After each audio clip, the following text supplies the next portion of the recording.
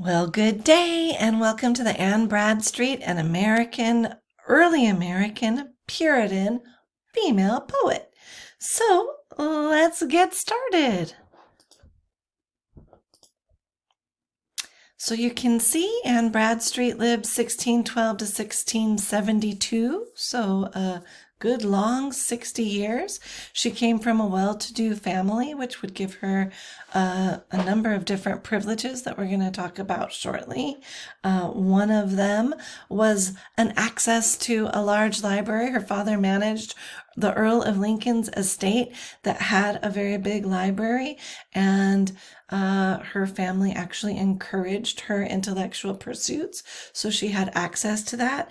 In fact, her family even offered her an excellent education opportunities with access to tutors, something that many women wouldn't have had during this time, particularly Puritan women, because really at this time the only sort of education anyone was supposed to be having was an education from the Bible. The only reason anyone should learn to read at this time would be so as to read the Bible. And typically Puritan writers, everything that they did, thought, considered, was to bring glory to God and to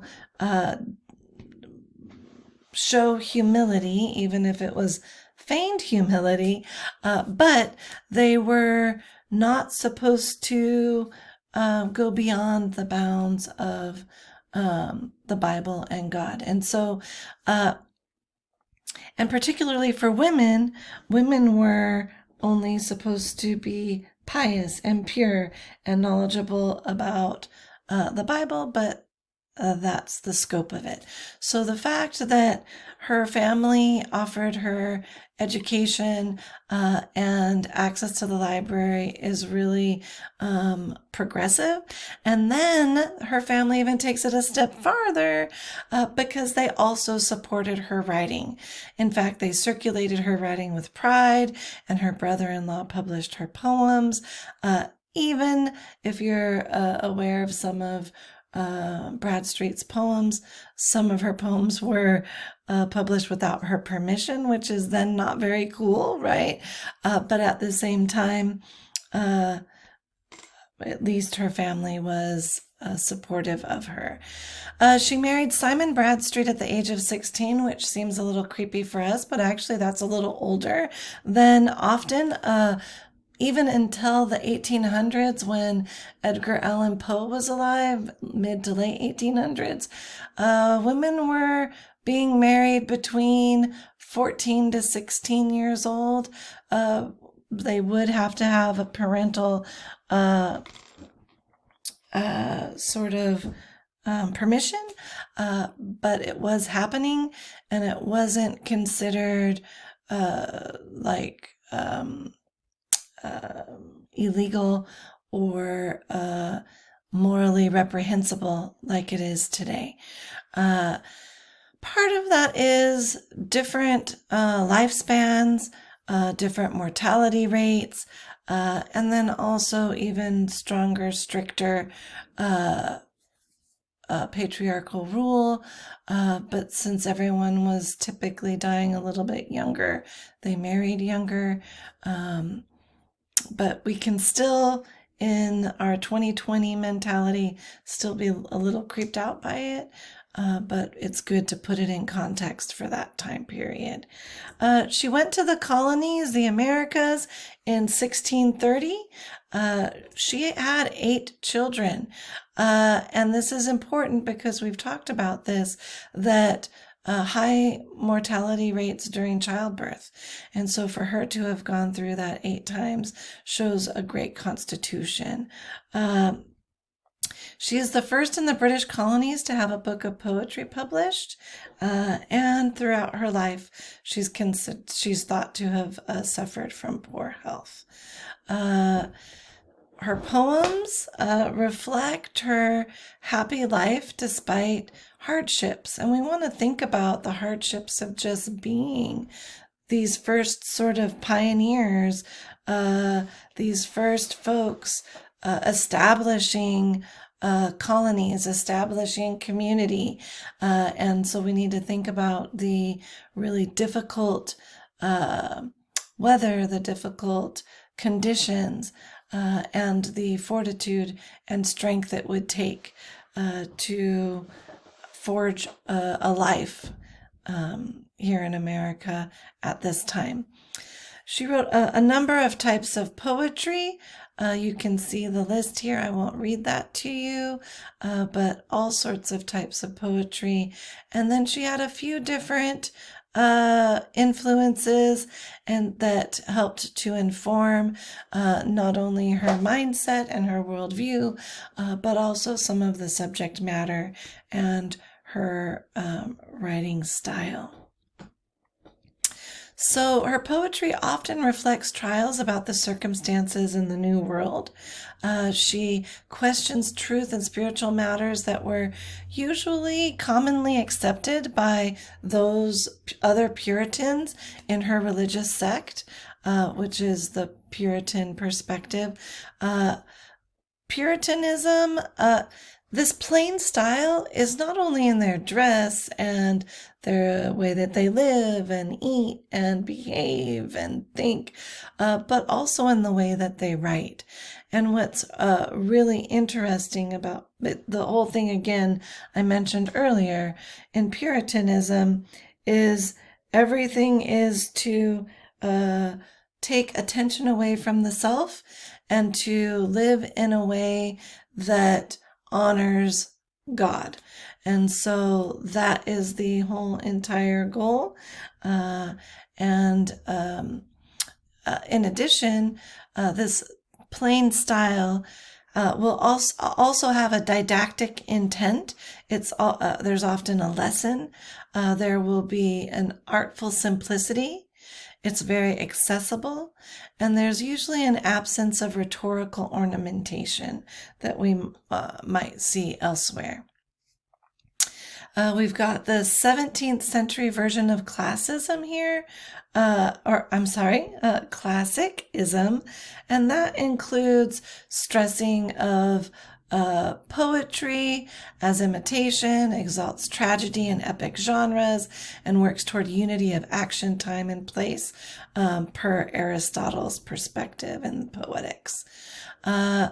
Characteristics of her work, she's self-effacing, apologetic.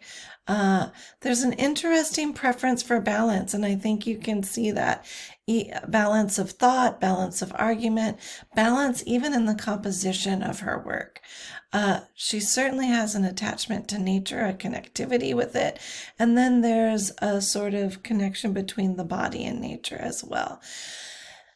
I really want you to look for her humor and irony. It's often overlooked and appreciated. And she's actually got a very sharp wit and a biting irony that gets us more to sort of satire in some ways. As I mentioned a little bit earlier, in addition to biblical allusions, she uses a lot of historic and mythical allusions. She is not afraid to show off her intellect and her education and her learning prowess.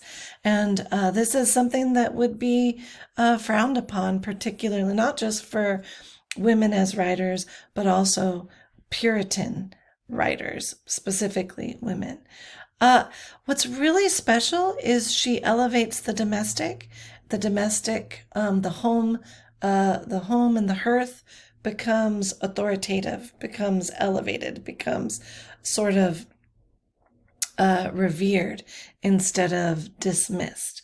And then even though there's some direct and some would say even simple language or imagery, the way that she uses it and to her ends and her purpose is pretty impressive. We've talked about this a little bit, and I want you to think now that we're moving into the 1600s, what specifically, what pressures there might be. And when we're thinking about an Aphra Behn and an Anna Letitia Barbauld, and even Mary Estelle. We have some authors who are purposefully in the 1600s and 1700s pushing up against the boundaries for women, the very strict gender roles, and trying to wriggle their way out. But we can see that particularly if you're a puritanical woman in a puritanical world, it might be more difficult to do that in a straightforward way, which might be why Bradstreet often uses humor and wit in a subtle way. We've got propriety. She's stepping outside, or women would have to step outside of what was considered appropriate spheres, and particularly when it comes to propriety. Published female authors were often censured very harshly. In fact, in an open letter to his sister in England, Reverend Thomas Parker says, quote, "Your printing of a book beyond the custom of your sex doth rankly smell," end quote. There's also a lack of leisure time for writing. Think about, again, how much work would have to be done, not only to help the husbands, whether it's in the farm or the household, but take care of the children, do the household chores, cook the meals, clean. Women didn't really have much time. And typically there would be unequal access to education. Again, some, not all, in the upper class would have more privilege in this way. And isn't that how it is today as well?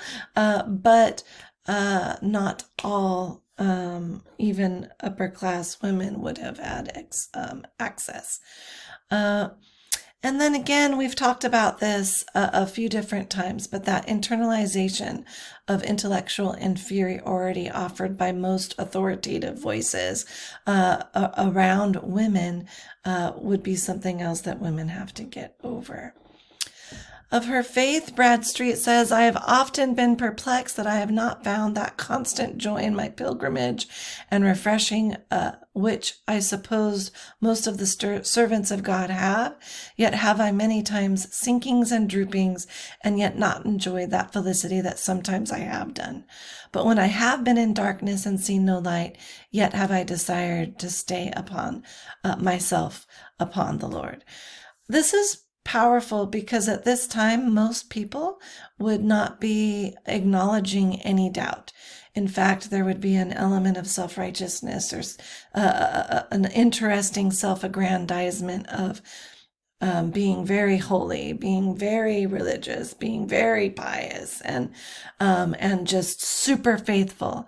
So this is a really special glimpse into the character of Anne Bradstreet, and that she's honest, she's transparent, and she has humility. All right, that's all, folks. Can't wait to hear what you think about the poetry. Okay, bye.